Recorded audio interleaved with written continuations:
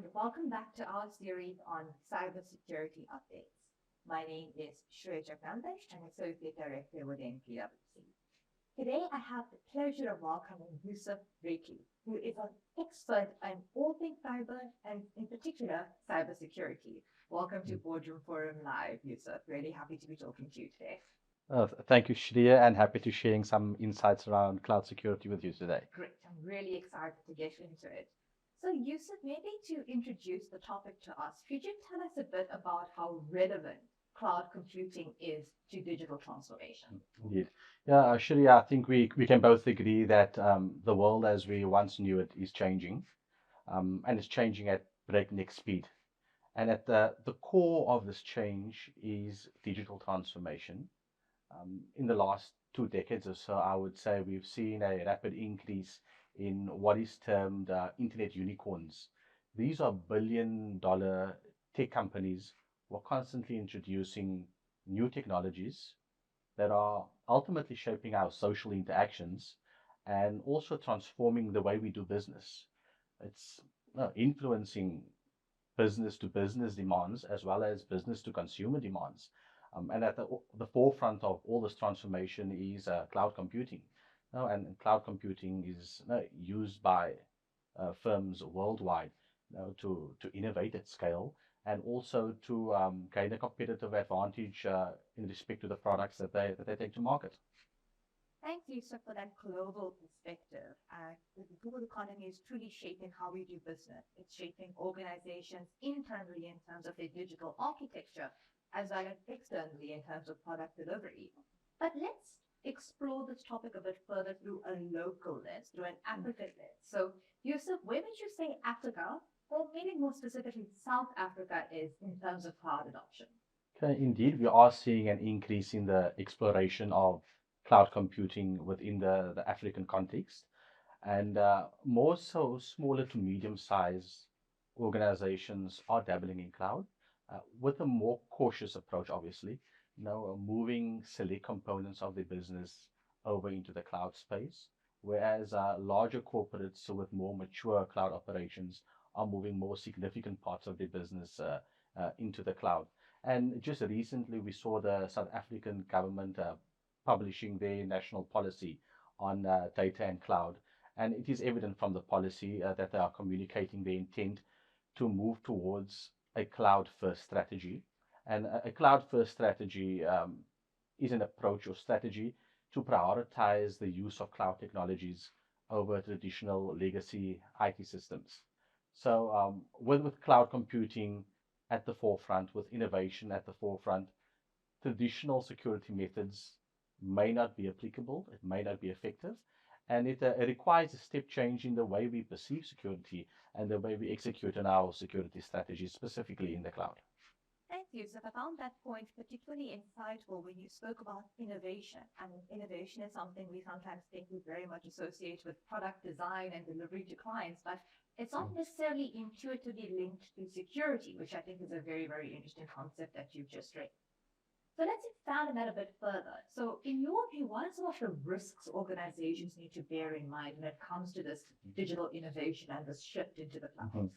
Yeah, so the traditional secure cybersecurity that still stands within the cloud, but I think with the adoption of cloud technologies and cloud platforms, we do see an expansion of that attack surface, and it does multiply the risk that organizations are faced with in their digital estate if security is not baked into the product designed by default.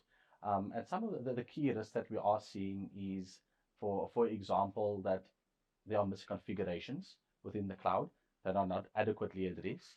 We're also seeing instances where identity and access management are poorly managed within the cloud. Thank you for those insights. So we spoke a bit about risk. So what comes after risk? Attacks. So do you have any interesting stories to share with us when it comes to actual cyber attacks that maybe translate this risk into practical examples?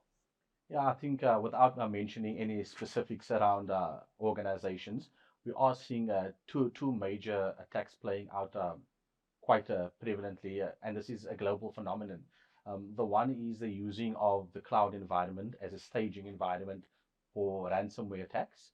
And through such ransomware attacks, these cloud adversaries are monetizing the attacks on businesses. Now, either by encrypting their data and demanding a ransom in return, or through data extraction, sensitive data extraction. We're also seeing that there is an increase in the social engineering attacks, because what cloud conscious adversaries are doing are making use of more legitimate cloud accounts which they harvest or source through social engineering and phishing attacks. And once they've got these legit accounts, they embed themselves within companies' cloud estates. They park there for a while, explore the estate, and what I call live off the land. Explore the estate and try and find new attack pathways to advance their agendas. Wow, that's pretty scary, Yusuf. Indeed. So I think you've given us quite a good lay of the land, if could I say lay of the cloud.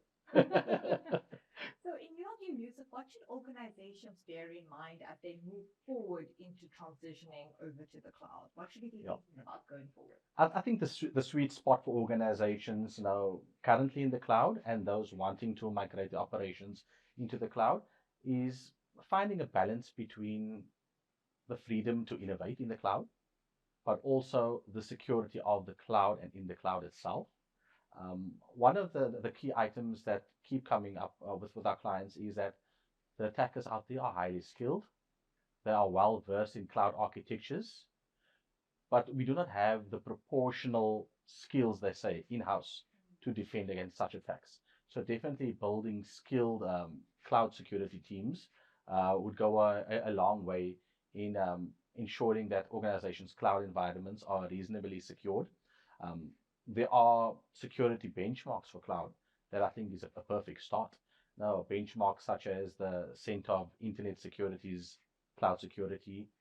There's also well-architected frameworks that major hyperscalers such as Azure and AWS have released, and they provide guidance on the minimal set of security that needs to be deployed with cloud environments.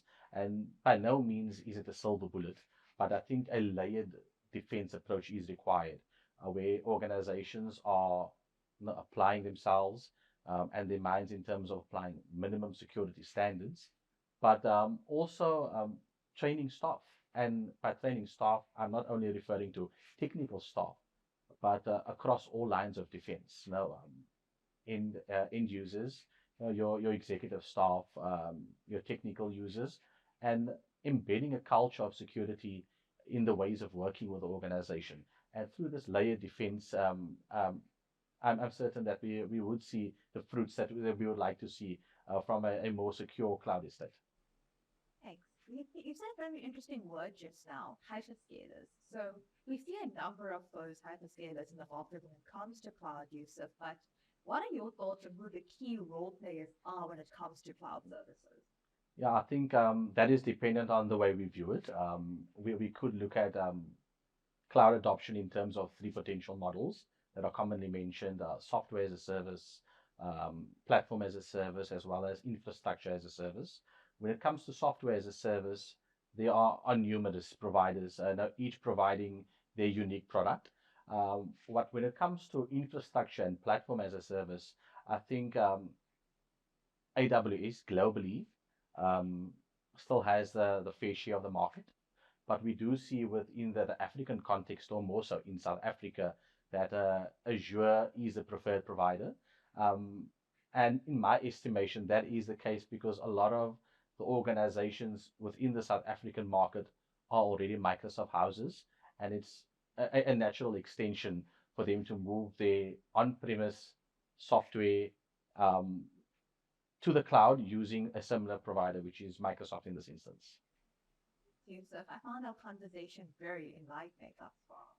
So we've covered a multiple range of topics. We can see that many organizations are shifting over to the cloud, ranging from small to medium enterprises all the way up to large-scale organizations. And what I gathered in our conversation is that innovation remains front and top of mind when it comes to not just product design, but security and digital transformation. It's useless to migrate your data to the cloud, but leave the data become secure. And let's also not forget the human element that you mentioned, Indeed. ensuring staff are adequately skilled and equipped to deal with these types of attacks. Any last words, Yusuf? I think that the last words I would like to leave with you is that cloud is around to stay for a while. We are seeing an increased uptake in cloud technologies. And in fact, a report by Gartner predicts that by the year 2027, cloud would be the preferred computing technology. Wow. No, so with that in mind, organizations need to innovate, but keep security in mind and ensure there is a fair balance between innovating within the cloud and securing their cloud. Thanks, Yusuf, for your time. I had a great conversation with you today. I really enjoyed it. Likewise. This wraps up our section on cybersecurity. Join us next time on LinkedIn Live for our future topics dealing with imbuing strategy into organizations when it comes to ESG.